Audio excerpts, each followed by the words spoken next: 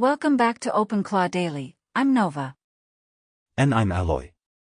Hey everyone, we're here at episode 7, which means we've been doing this for about a week now. A full week of daily AI agent news, and my goodness, what a week it's been. We've got a really solid mix today, some genuinely important enterprise news, a massive OpenClaw release that dropped just hours ago, and a few stories that tell us where this entire space is heading. Yeah, and I have to say, the release today is kind of a big deal. We'll get to that. But first, let's ease into things with a story that's been making the rounds in the business press. Absolutely. Fortune published a piece on what they're calling AI agents that work while you sleep. And look, this is the dream, isn't it? The sleeping CEO fantasy: you set up your autonomous agents, you go home, you sleep, and when you wake up, they've handled your emails, processed your invoices, done the tedious stuff that used to eat up your entire Tuesday. The thing is, Nova, I've heard this promise before. Remember when everyone said remote work would mean we only work 4 hours a day? Or when they said automation would give us a 4-day work week? Those promises didn't exactly pan out the way we hoped. That's a fair point, and Fortune actually addresses this directly. The article draws a line between previous automation waves and what's happening now. Here's the difference: traditional automation, your RPA bots, your if this then that workflows, those were brittle. They broke the moment something unexpected happened. They required constant maintenance, constant babysitting. The promise of AI agents is different because they're actually reasoning about what they're doing. Okay, but let's be real for a second. What's the actual economics here? Because if I'm a business owner thinking about this, I need to know, is this going to save me money, or is this going to be another tech project that costs me more than it saves? The article breaks this down pretty carefully.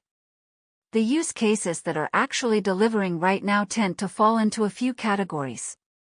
Information retrieval and synthesis, so research, Summarisation, compiling reports. That's the low-hanging fruit, and it's working. Then you've got customer service at scale, not the complex stuff, but the routine inquiries that eat up human time. And then there's what I call process choreography, moving data between systems, handling the boring glue work that used to require an international. And the hidden reality? That's where it gets interesting, because Fortune doesn't pull punches here. Setup time is significant. You can't just plug in an agent and walk away. There's configuration, there's prompt engineering, there's defining what success looks like. And then there's monitoring. You need to know when your agent is going off the rails before it causes a problem. Exactly. And this is where I think people are underestimating the operational overhead. The article quotes a few folks who have deployed agents at scale, and they're basically saying it's like having an employee who works incredibly fast but needs occasional oversight. Which, honestly, is not that different from a human employee. Yeah, but here's the thing that excites me about this. It's the first time this promise might actually be deliverable. We've had automation before, but it was stupid automation. This is automation with actual reasoning capability behind it, and that changes the calculus in a big way. It does. The article makes the point that this is fundamentally a different productivity model. Instead of trading your time for money, you're trading your attention for output. You're no longer the one doing the work, you're the one making sure the work gets done. That's a profound shift. And it makes me think about what happens when every business, even small businesses, can have a team of AI agents running 24/7. That's the real promise here. Not just bigger companies getting more efficient, but smaller players getting access to capabilities that were previously only available to enterprises with big budgets. The Fortune piece is worth a read. It's measured, it's not the typical tech hype cycle stuff. They acknowledge the challenges honestly. But they also make a compelling case that this particular wave of automation is different. We'll see how it plays out. Allricht, let's shift gears. Because if you're going to have agents working 24/7, you're probably going to need more than one. And that brings us to a really important technical topic. Yes, dev.to published a piece on building deterministic multi-agent pipelines. And this is the engineering challenge that I think a lot of people are underestimating. You can get one agent to do interesting things. Getting multiple agents to work together reliably? That's a whole different ballgame. The core issue is this: agents are stochastic. They don't always do the same thing twice.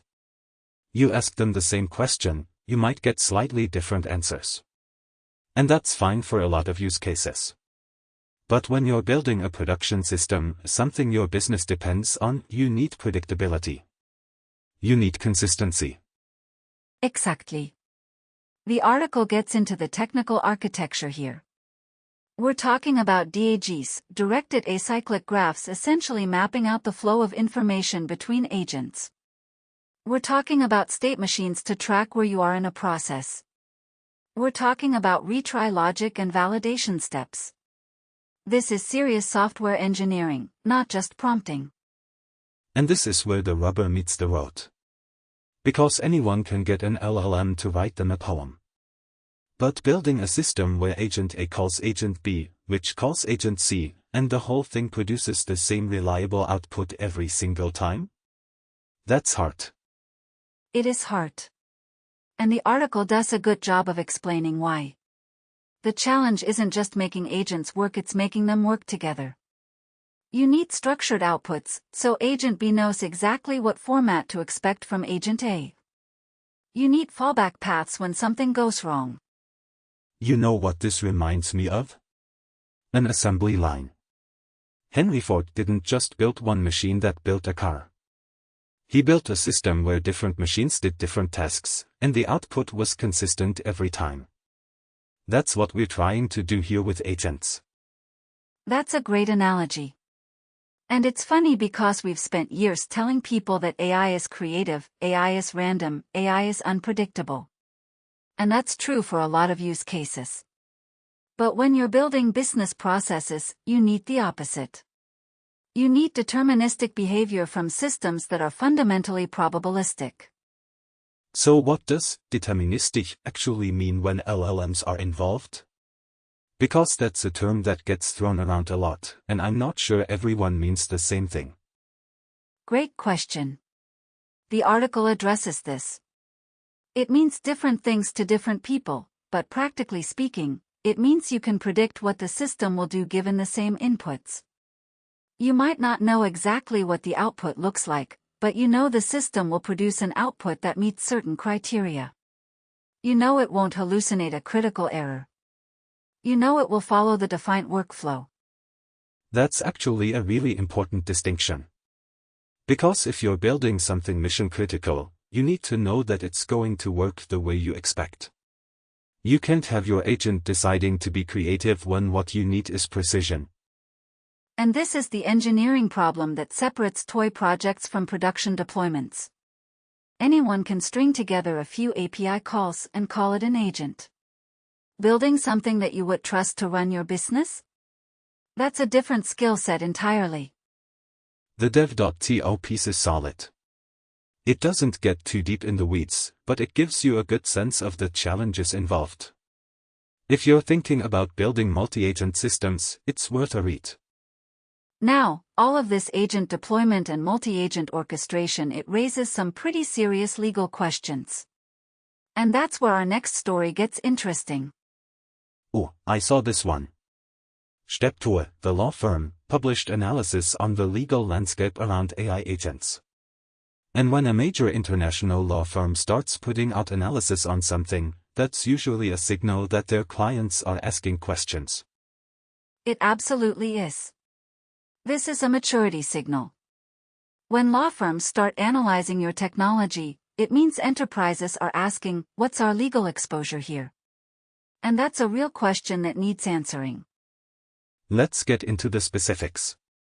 What are the legal issues that Steptoe is identifying? The big ones are liability, data privacy, regulatory frameworks, and due diligence. On liability, if an agent causes harm, who's responsible? Is it the company that deployed it? The developer who built it? The person who wrote the prompts? That's genuinely unclear right now.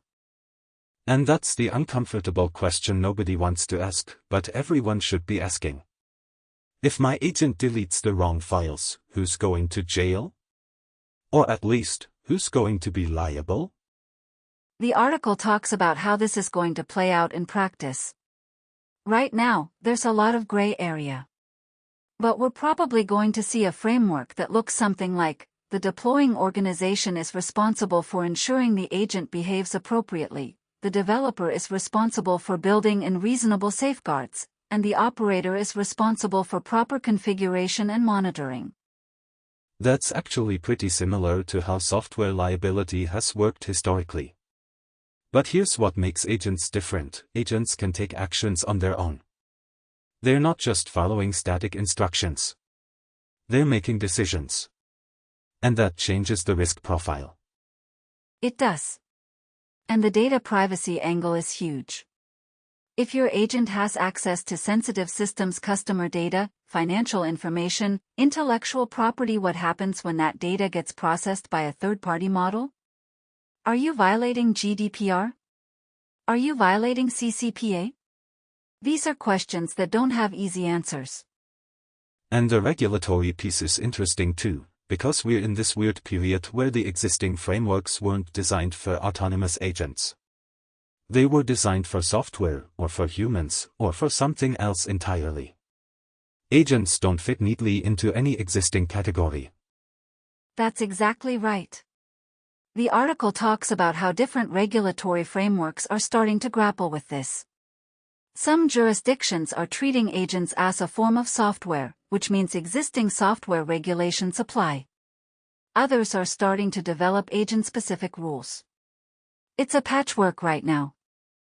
And the due diligence piece: what should organizations be doing before they deploy an agent with access to sensitive systems? This is where I think the article is most practical. It's basically saying, document everything. Document what the agent is supposed to do. Document what data it has access to. Document how you configured it. Document your monitoring and oversight procedures. Because if something goes wrong, you're going to need to show that you exercised reasonable care. That makes sense. It's like the difference between, we didn't know, and, here's our detailed plan and how we implemented it. Exactly. And honestly, I think the legal community paying attention to this is a good thing.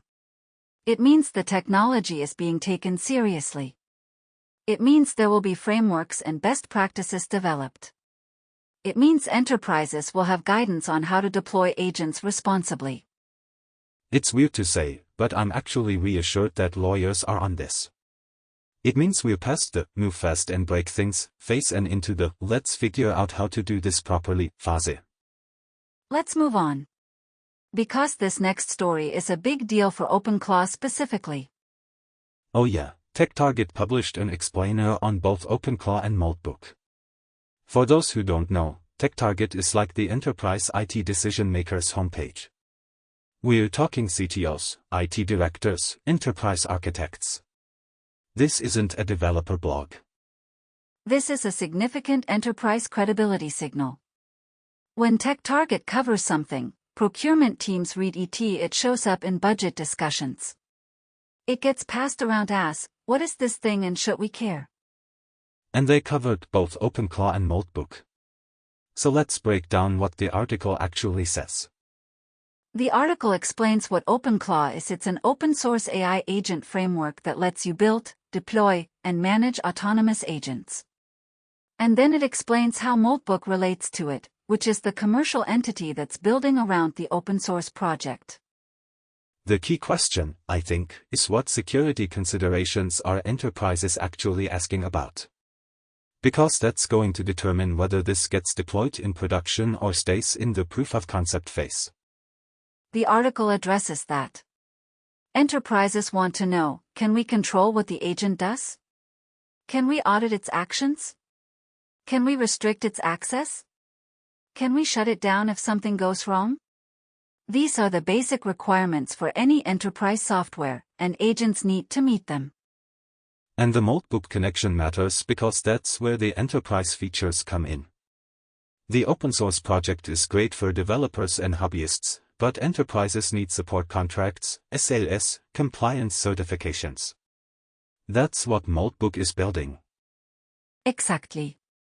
This is the classic open source to enterprise play. You get the community and the innovation from the open source site, and you get the reliability and support from the commercial site. It's a proven model. And I think the article does a good job of laying out the questions that decision makers should be asking. Not just, how do we use this, but how do we use this safely? That's the conversation that matters. It is. And the fact that TechTarget is running this piece tells me that the conversation has moved beyond, what is OpenClaw, to how do we evaluate this for our organization? That's a meaningful shift. Allricht, let's talk about the onboarding story. The official OpenClaw playbook published a guide on getting your first agent running in 30 minutes. This is a deliberate activation energy reduction. The team recognized that onboarding friction was losing potential users. People would try to get started, get frustrated, and leave. So they built a guide to reduce that friction. And look, I appreciate the ambition here. But 30 minutes? I want to believe it, but I've been burned by 5-minute setup claims before. What's actually covered in those 30 minutes? The guide walks you through installation, configuration, connecting to a model, setting up a skill, and testing. So it's end-to-end. You're not just installing the software, you're actually getting to a working agent. That's a lot to cover in half an hour. Is it realistic? For someone with basic technical literacy, yes. The guide is designed for someone who's comfortable installing software and following instructions. It's not for someone who's never used a command line, but it's also not for an experienced developer who already knows what they're doing. It's that middle ground. And what's the democratization angle here? Because lowering the barrier to entry means more people can build agents, not just developers. That's exactly it. The article talks about this. When you make it easier to get started, you open the door to people who wouldn't have tried otherwise. Researchers, small business owners, hobbyists, educators. They're not going to spend hours configuring an environment, but they will spend 30 minutes to get something working. And that changes the competitive landscape. If OpenClaw can get someone from zero to a working agent faster than the competition, that matters. First impressions matter. Time to value matters. It does. And I think this is a smart move strategically. The agent framework space is getting crowded. Making it easy to get started is a genuine differentiator. I'm curious to see how this plays out. Because the guide is one thing, but actually measuring whether people can do it in 30 minutes is another. I hope they're tracking that. I'm sure they are. Let's move on, because this next one is the big release that dropped today. Okay, so there's a Reddit thread that's been blowing up about a massive OpenClaw update. And it's about v2026.2.26, Beta 1, which dropped today. February 26 th, 22:38 UTC. Very specific. And the community is excited. Let me read through the changelog highlights. We've got external secrets management, full OpenClaw secrets workflow with audit, configure, apply, reload. And this is key, runtime snapshot activation means you can update secrets without restarting. Wait, that's actually huge. Because in production, restarting your agent system to update credentials is a pain. You don't want downtime just because you rotated a password. Exactly. This is a production readiness feature. It means you can update your secrets on the fly, which is essential for any system that's running 24/7. What else? ACP thread-bound agents. ACP agents are now first-class runtimes for threat sessions. So if you're running a conversation with a user, the agent can persist across that threat. That's a big deal for long-running interactions. And then Android and Node support. We've got device.status, device.info, notifications.list. So now you can interact with Android devices through the OpenClaw framework. That's a significant new surface area. Think about what you can do with that. You could have an agent that monitors your phone, sends you notifications, checks your battery, interacts with your apps. That's a whole new category of use cases. It really is. And we've got new agents routing CLI with OpenClaw agents bind unbind. That's for connecting agents to different communication channels. And Codex is now WebSocket first by default. The community is really excited about external secrets specifically. That's the feature that's getting the most buzz in the thread. Makes sense. Production deployments need good secret management. It's not glamorous, but it's essential. And being able to update secrets at runtime without restarting is a real quality of life improvement for ops teams. I'm looking at the Reddit thread, and people are saying this is the release that makes OpenClaw feel enterprise ready. That's a big statement, but I think they might be right. It's a substantial update. The team has been working on this for a while, and it shows. This is the kind of release that moves a project from interesting tech to the something I would actually run in production. Allricht, let's shift gears. There's been some concerning news from the big tech world. The San Francisco Standard reported on a Meta AI safety incident involving autonomous agents. This is worth paying attention to. Meta's AI systems had an incident specific to agentic behavior that raised safety concerns internally and was reported publicly. And this adds to a broader picture of big tech wrestling with agent safety in production. And this is different from the usual AI safety conversation, right? Because we're not talking about training data or model alignment. We're talking about what happens when agents are actually deployed and acting autonomously. Exactly. This is deployment time behavior, not training time behavior. The model might be perfectly aligned during training, but when you give it the ability to take actions in the world, new failure modes emerge. That's what we're seeing here. What kinds of incidents are we talking about? What can agents do that chat AI can't? The classic example is an agent that has access to tools. It can send emails, it can make API calls, it can access files. If something goes wrong, the damage is done. It's not like a chatbot that just says something embarrassing. This is action in the world. And that's the thing that scares me a little. If a chatbot hallucinates, the worst thing that happens is it says something stupid. If an agent with file access hallucinates, it might delete the wrong files. The stakes are different. They really are. And the Meta incident is a reminder that even the biggest companies with the most resources are still figuring this out. This is hard. Agent autonomy is genuinely hard to control. Do we know what actually happened in the Meta case? Or is it one of those internal concerns were raised situations where we don't get the details? Based on the reporting, it sounds like internal concerns were raised about agentic behavior that wasn't anticipated. They discovered something the system was doing that they didn't want it to Donnerstag, and they decided to report it publicly, which is actually somewhat unusual. Is that a positive sign? Companies don't usually want to publicize their safety incidents. I think it is. It suggests a culture of transparency. It suggests they're taking this seriously. And it gives the rest of the industry something to learn from, even if we don't get all the details. What should the OpenClaw community take away from this? Because we're building agents too. Are we exposed to similar risks? Every agent framework is exposed to these risks. That's the nature of autonomous systems. But I think the key takeaway is, be careful about what you give your agents access to. Start with limited permissions. Monitor what they're doing. Have emergency shutoffs. And it's a good reminder that even the big labs are still learning. We're all figuring this out together. There's no one who has all the answers. Absolutely. Let's move on to something a little lighter. OpenClaws Wikipedia entry has been significantly updated.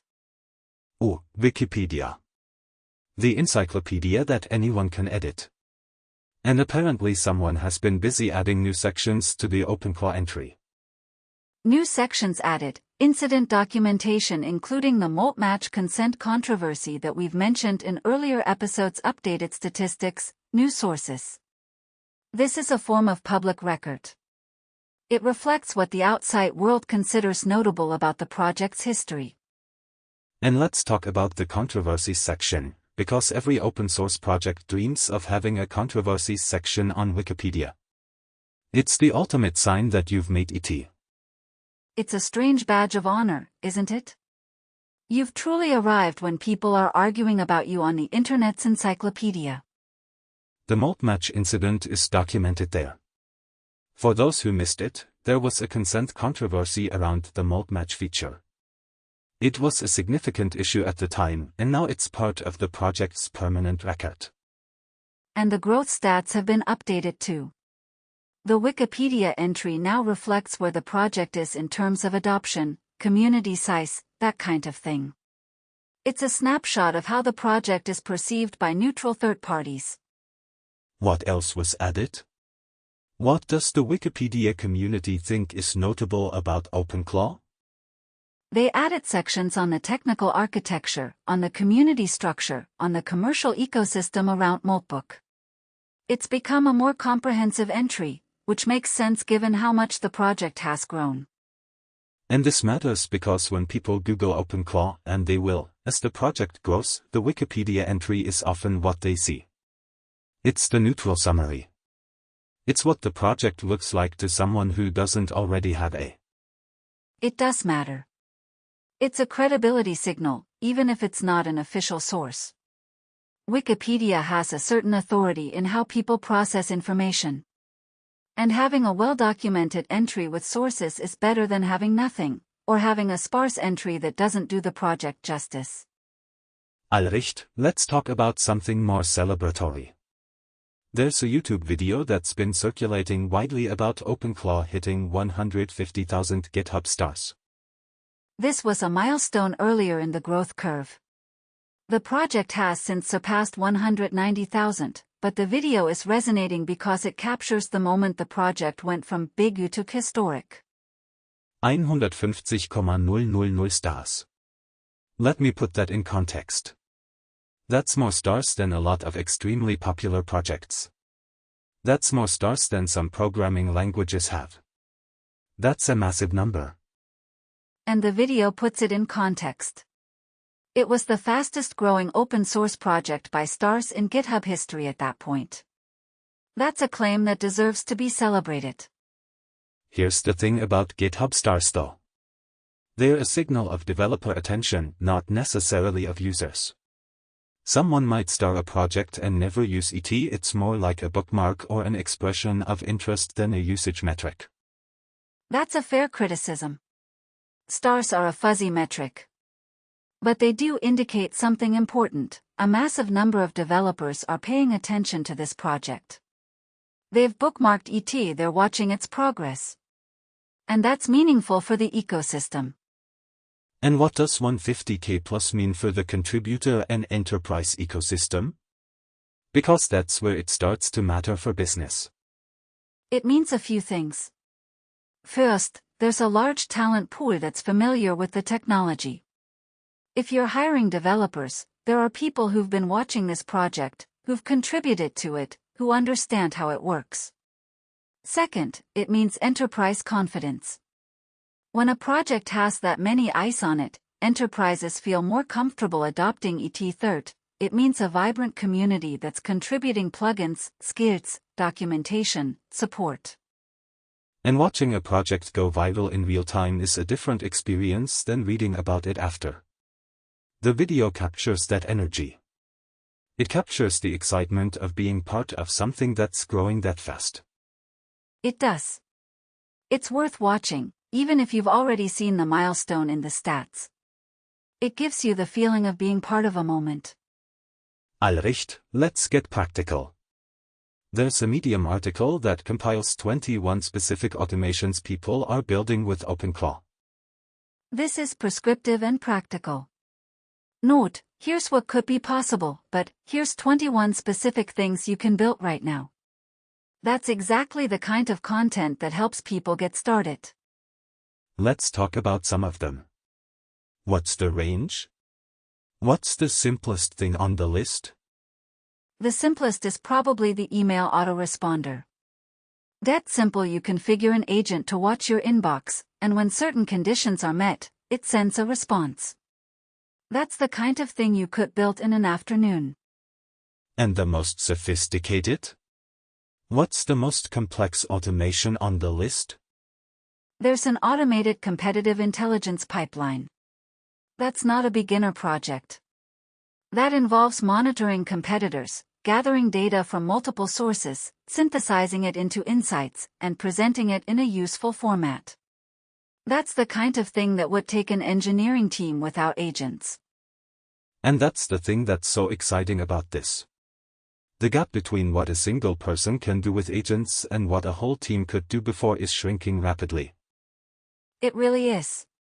And what's telling is the range of the list. From anyone can do this in an afternoon, to this would take an engineering team without agents. That spread tells us where agent use cases are maturing fastest. What are the automations with the most immediate business value? Because that's what most people care about. Customer support automation is huge. Scheduling and calendar management is huge. Data entry and form filling. Those are the unglamorous but essential tasks that eat up so much time. And those are exactly the tasks that are perfect for agents. Repetitive, rules-based, high volume. Let the agent handle that, and humans can focus on the interesting work. The Medium article is a good resource. If you're looking for ideas on what to build, it's worth a read. It'll spark some inspiration. Allricht, let's talk about the accessibility story. There's a YouTube tutorial that's been getting traction, taking absolute beginners from zero technical knowledge to a functioning AI assistant using OpenClaw. This is huge.